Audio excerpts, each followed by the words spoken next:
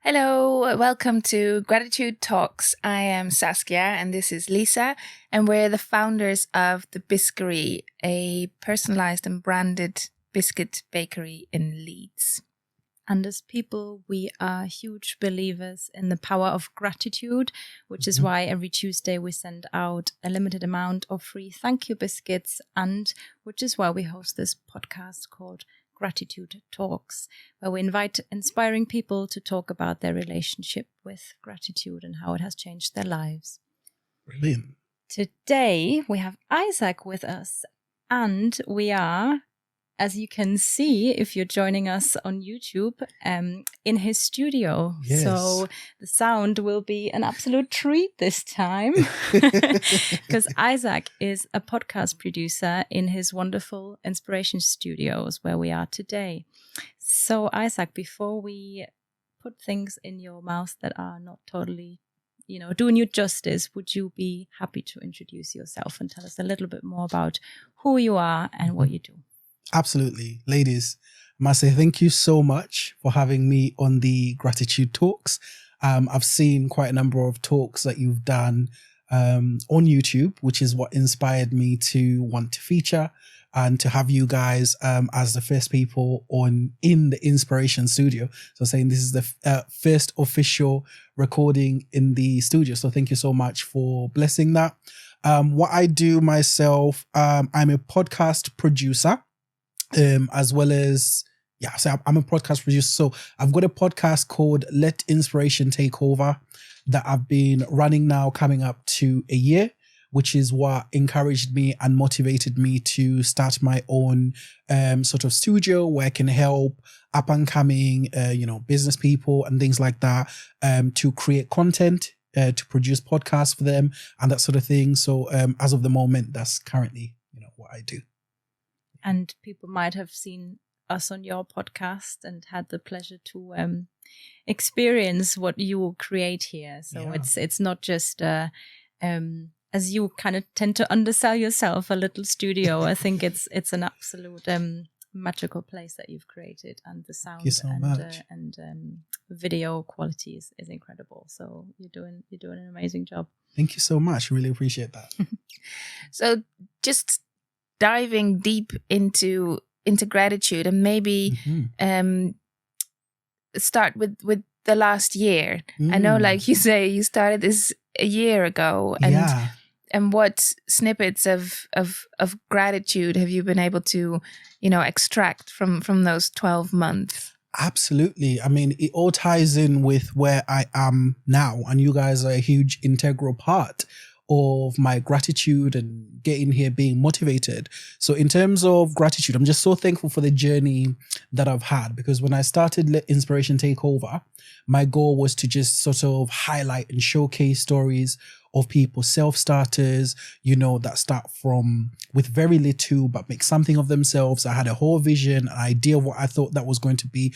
My thing was just going to be a podcast. However, I ended up speaking to a number of amazing individuals from diverse sets of fields. So, for example, the reason why I reference your story as being most inspirational is just how you started, with very little money and a lot of passion, a lot of zeal, a lot of push. The journey wasn't easy and things like that. So that kind of inspired me and motivated me to take things one step at a time, even with this studio, in terms of putting it together, but actually, getting it done and getting going, as opposed to just really emphasizing, on perfection. But another thing I'm really grateful for is the fact that you actually gave me the opportunity to be able to speak to you. I reached out to Lisa the first time around. She was actually kind enough to come onto the podcast on the platform, and then also to share that story from the heart. Really good content, really good podcast. So as much as that was just a podcast that we did, it left me feeling just, I would say it's more than a deep sense of gratitude, but this zeal to be like, you know what, if I can have people that, I don't know, and they indulge me and they've helped me give me this content, then you know what, I can do it too. I can go far. So, I mean, coming up to this year, I would say business wise, that's one of the things I've really been, grateful for. So, yeah. Amazing. And before we started recording, and you've just touched on the topic of perfection, Yeah. I'd love to talk a little bit about that, because I am definitely an overcoming perfectionist, and it sounds like you are too. So do you want to take us a little bit on your journey with perfection, and how it's maybe held you back, and how you're trying to overcome it? Very much so. So as when I started out my podcast, like just doing it myself, as you can see, the set that I had before, I had to make sure that every intricate detail, every nook and cranny was done properly, it comes out right, and things like that. I realized that as I was now setting up to be a business who will be producing, that's a completely different ballgame. So this is a one-man band. Everything you see here, I put together myself.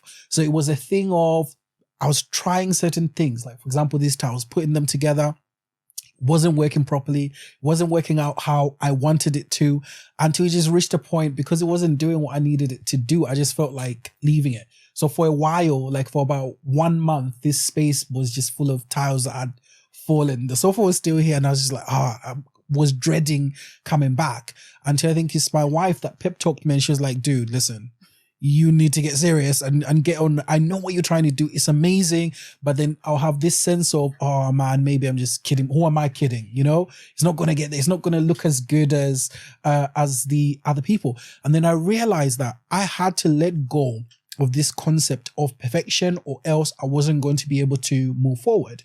And then to also detach the fact that, you know, what I was doing with the podcast, or what I do with the podcast and the business, are two different things. And in the business, there are a lot of quirks and things that I'm going to have to learn on the job. So if things are not going right, there isn't any way I'm going to find that out if I'm not in it doing it. So research, you can do as much research, you can find out, you can look at what other people are doing. But I realized that until I'm in it, there is no other way. So for example, today, ladies, you can attest to the fact that we've already had a few things that I'll, you know, have had to tweak, and I'm still figuring out, that I'll fix as I go on. And I've found out that that's the beauty, you know, of doing something and achieving something. And then there's something earlier that you said about perfection. There's a quote that you stated. Well, we both listened to a podcast a while ago, and it just really hit home for me, because the person, and I can't remember now who it was, I will dig it out and share it with you, but the person said, when something's perfect, it's boring, because you're finished. And what the beauty of life is, that you are on this journey, and you are contributing bit by bit, and you're building something, whatever that is, a family, a business, yourself, whereas once it's perfect, if it ever is, then it's finished, and then there's no more to be done. Right? Yeah. So I was like, oh, hold on, that's a really nice way of looking at it. And there's no, I mean, I'm just repeating what you've said, but there's no discovery. There's no sense of, this is a challenge, isn't it?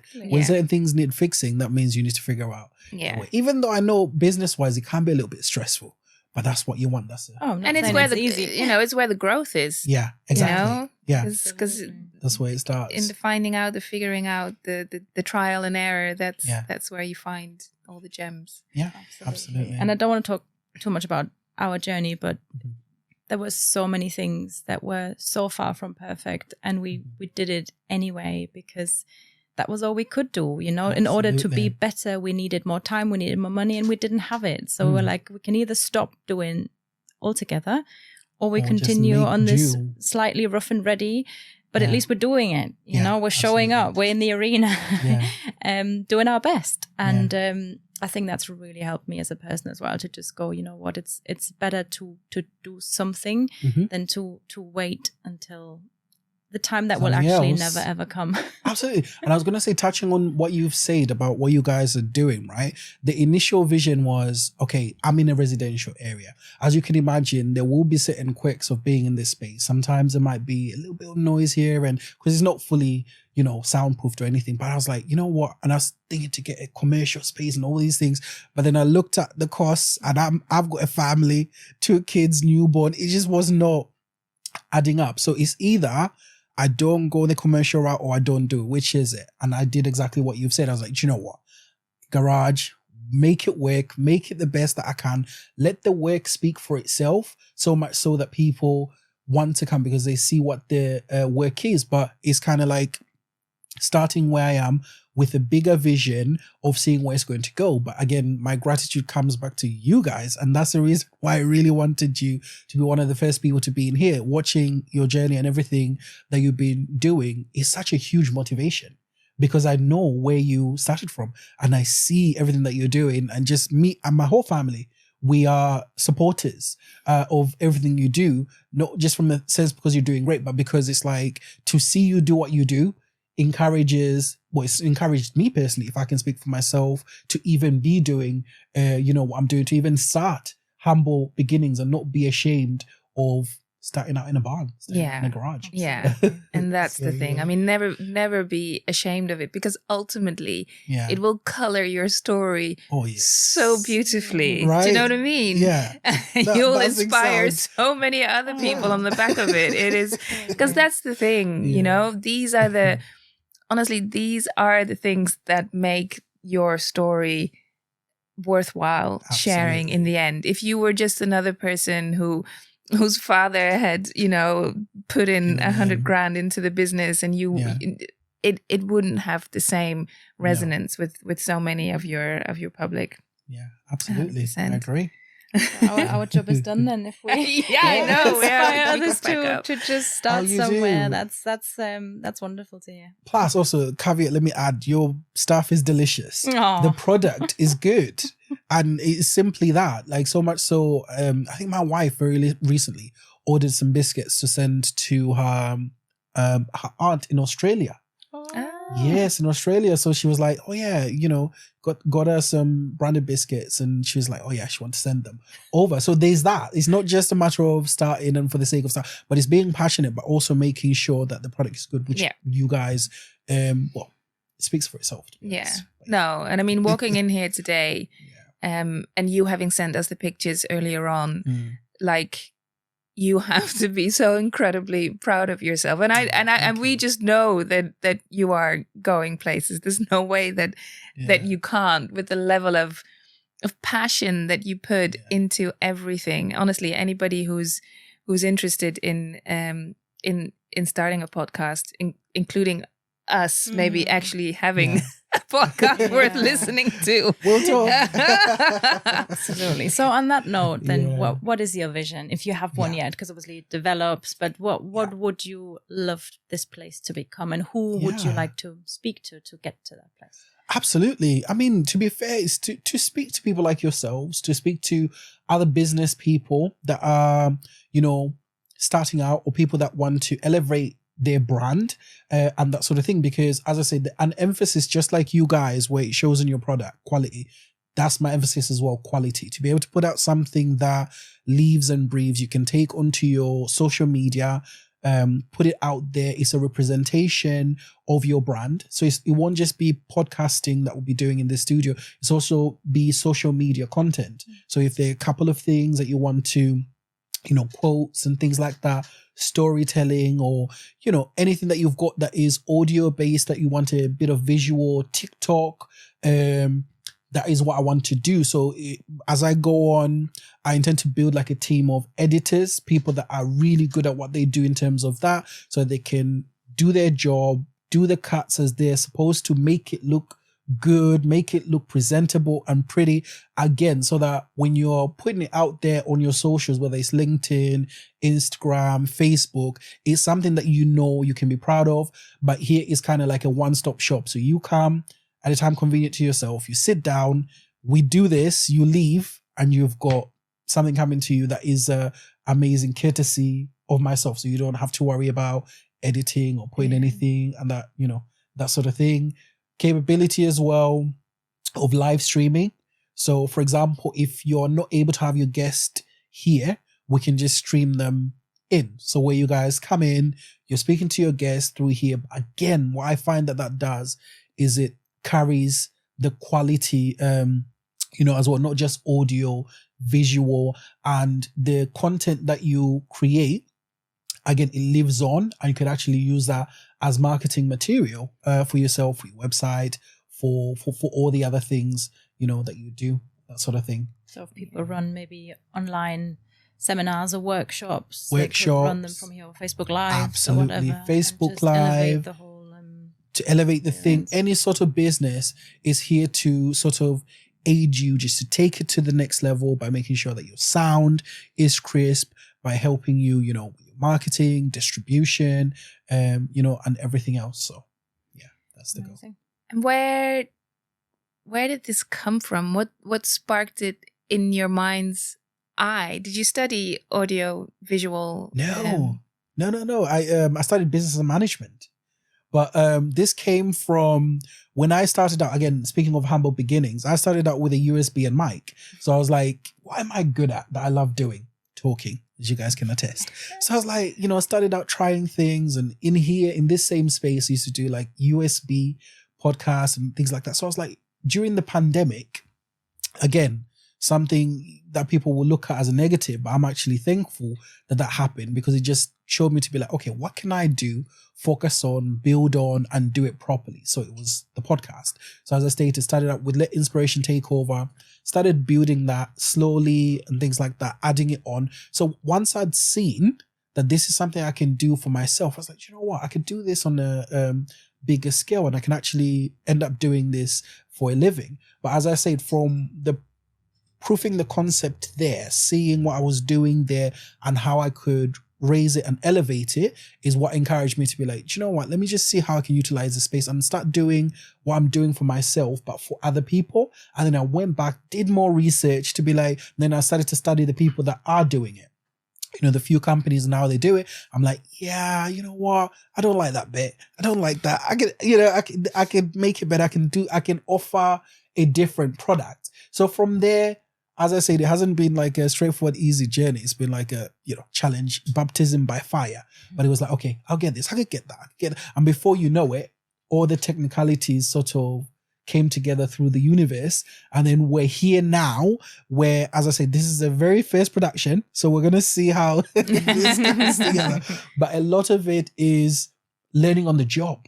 So most of it, I'm going to discover and find out, you know, how it's going to get there. But ultimately, this is the starting point, you know, of everything. So, and where does that resilience come from, and your tendency to focus on the positive and see things from a point of gratitude rather than feeling like, oh, this is hard, and right, I want to give up? And you know, where does that come from? I mean, I'll say, in fact, it's good that you've brought up that point. One of my biggest motivators is my family. So I'm a young guy with a young family. I've got, my daughter is 4, turning 5, going to school soon. My son is growing up so fast. He's 15 months now. And yeah, so with having that, I thought to myself, okay, what can I do that will eventually allow me the freedom to be able to do what I'm doing, but at the same time, I can be dad involved with the kids. So for example, I'm on duty, taking my daughter to school, picking her up. Sometimes I'll be on duty with my son because my wife needs to do, you know, other things. I'm like, I love that. I love being at home. And for me, I just love being an involved parent, you know, being around the kids and all those little things. And I realized that the only way that I'll be able to get that done is if I have you know, something that works for me.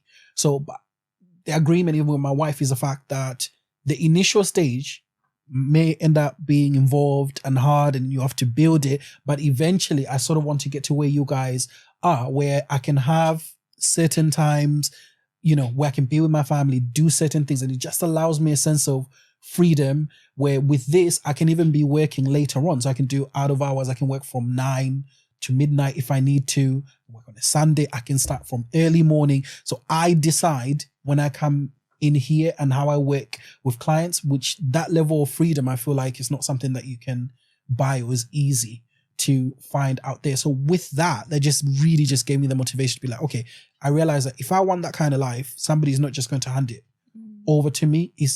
I have to create it. And then in the beginning, it may be very challenging and very difficult, but once I get to the point to where I can delegate certain things. So as I said, editors and people in here, perhaps the next time you come, there might be a coordinator, you know, handing you some tea and coffee and, you know, those kind of things. I want to get to a point by which it's a team that I build that will help things to work efficiently, so much so that I can step away from the business when I need to, and everything will still be able to function. So simpler terms, it's freedom has been my biggest motivator to get on with this. So I hear you.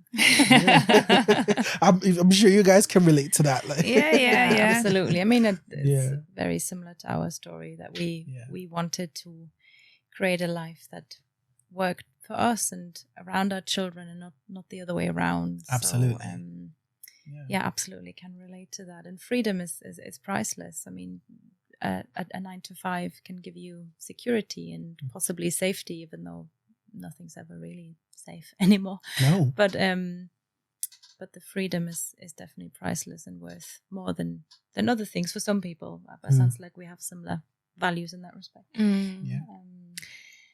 Let's look at the time.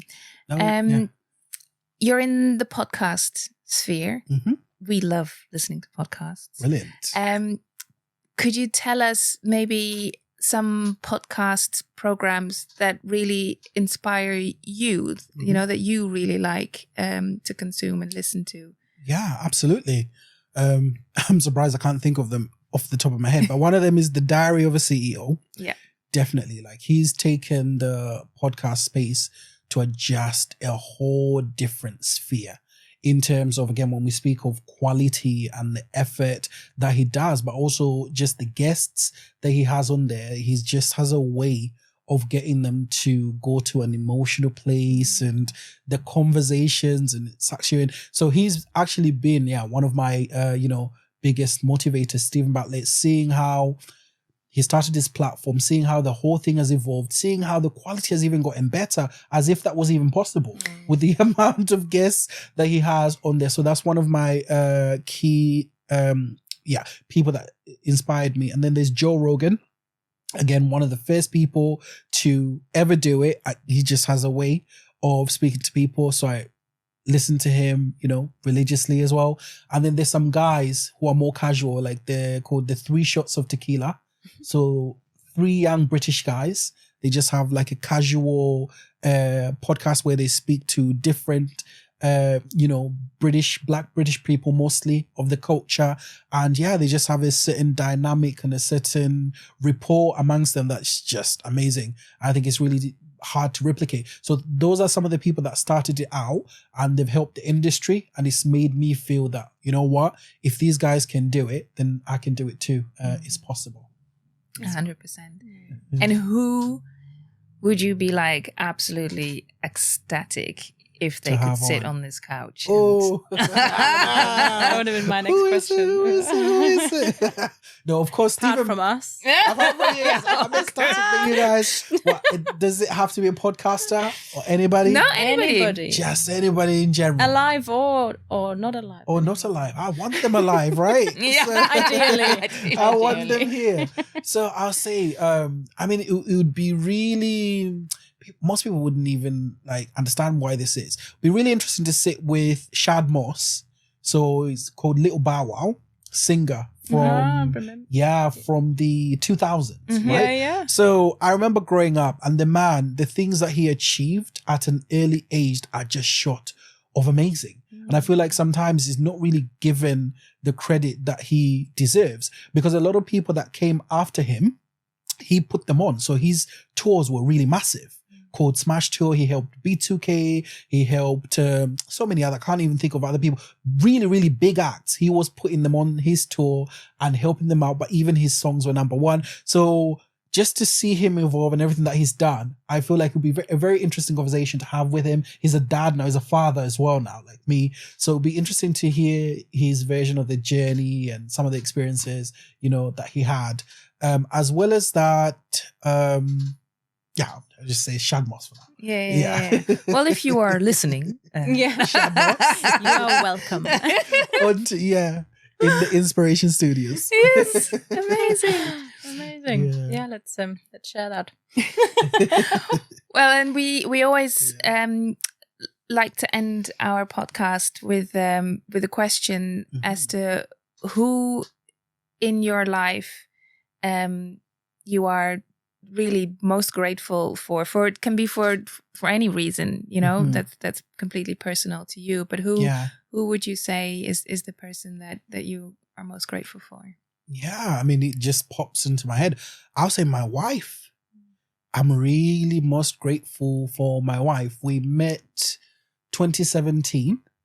We're coming up to 5-year anniversary of being together in August, and just looking at the journey that we've had of being together with the kids and how my life has shifted and has changed. Speaking of gratitude, that is something to be more than grateful for, because I see it every day, you know, in my kids, in my son, in my daughter, in my family. The fact that she's understanding of having an entrepreneur husband, all this stuff, as you can imagine, is risk, right? Yeah. So you need a partner that is supportive. You need a partner that sort of pushes you, and she is that person. She would be the one encouraging me. She'll be the one, you know, pushing me and that sort of thing. So I'm so grateful to have had her because of that. But then also just having been my friend, partner, you know, wife up to this point. It just feels like the 5 years has just flown by. So when I look at it, I'm like, oh wow, look at saw this vision of having something amazing.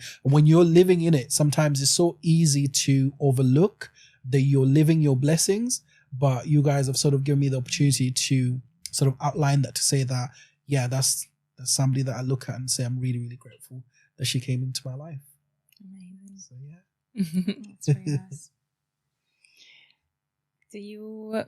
How do people connect with you? So if someone's listening today and says, oh, I want to know more about Isaac's work, what's the best way of connecting with you? Yes. So the best way of connecting with me is on social media. Instagram, I am Isaac.speaks on Instagram, if you'd like to find me on there. And then I also have a podcast called Let Inspiration Takeover.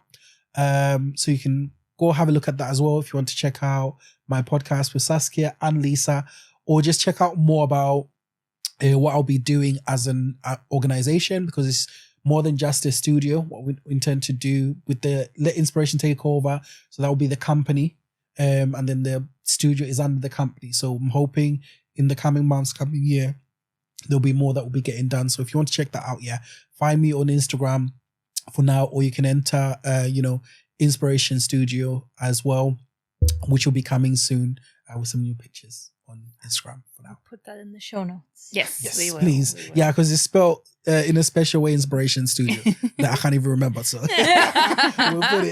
put it maybe on the screen. Yeah, on the screen. Yeah, that's good.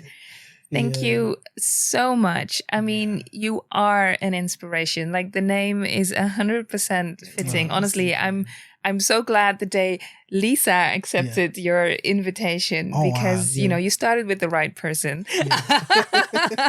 Saskia tends to be a bit more like, I don't know what this is. I'm not sure. I was like, you're taking it back. I thought you were talking about this time around. You're talking the first time. The very first time. Okay, yes. No, definitely. I am too, because she was brave. It's like, oh yeah, she accepted. And she just came, so kind, so gracious. Yeah, and that was the start of something else beyond just the podcast. And today, here we are.